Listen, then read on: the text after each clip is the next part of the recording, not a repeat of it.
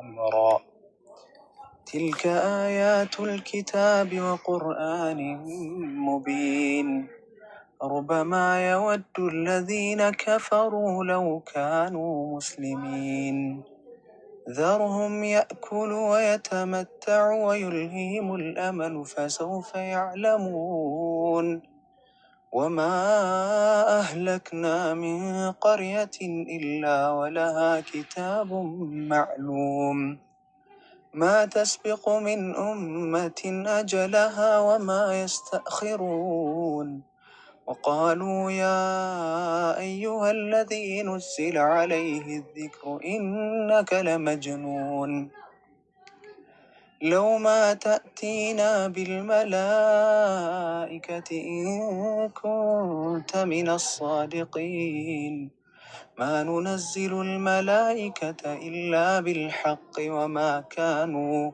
وما كانوا إذا منظرين إنا نحن نزلنا الذكر وإنا له لحافظون ولقد أرسلنا من قبلك في شيع الأولين وما يأتيهم من رسول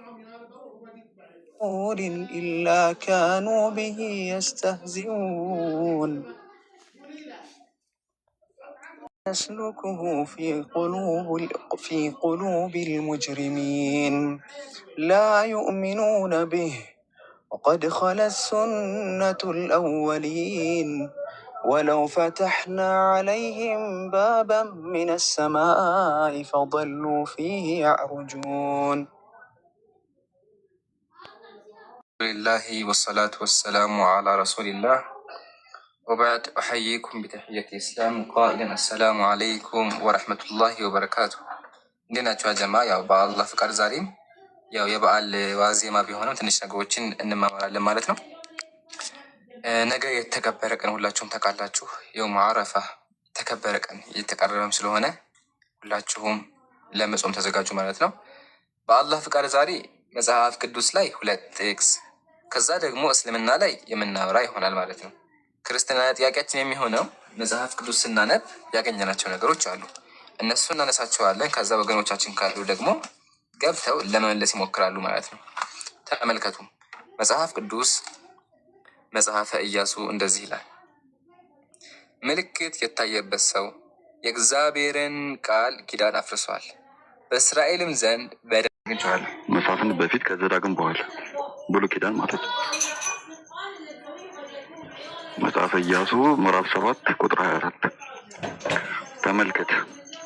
አካን የምርኮ ገንዘብ ዘርፎ ነበረ እና ኢያሱና እስራኤል ሁሉ የዛራ ልጅ አካንን ማንን ዘሚካኤል የዛራ ልጅ ማንን አካንን ብሩንም ካባውንም ወርቁንም ወንዶችና ሴት ልጆቹንም በሬዎቹንም አህያዎቹንም በጎቹንም ድንኳንንም ያለውን ሁሉ ወስደው በአሾር ሸለቆ አመጣቸው። ከዛም 25 ላይ ኢያሱም ለምን አስጨነቀን? ኢያሱ ምን አለ? ለምን አስጨነቀን? እግዚአብሔር ዛሬ አስጨንቀሃል አለው። ከዛም ቀጥሎ ምን አለ? እስራኤልም ሁሉ በድንጋይ ይውገሩት፣ በእሳትም ምን አደረጓቸው ይላል። ጻፉትላችሁ። በእሳትም እንደዘጋ አጻፉት። ኦኬ ሪፖርት እንዲያለ አቃጠላቸው ይላል። በድንጋይም አቃጠላቸው።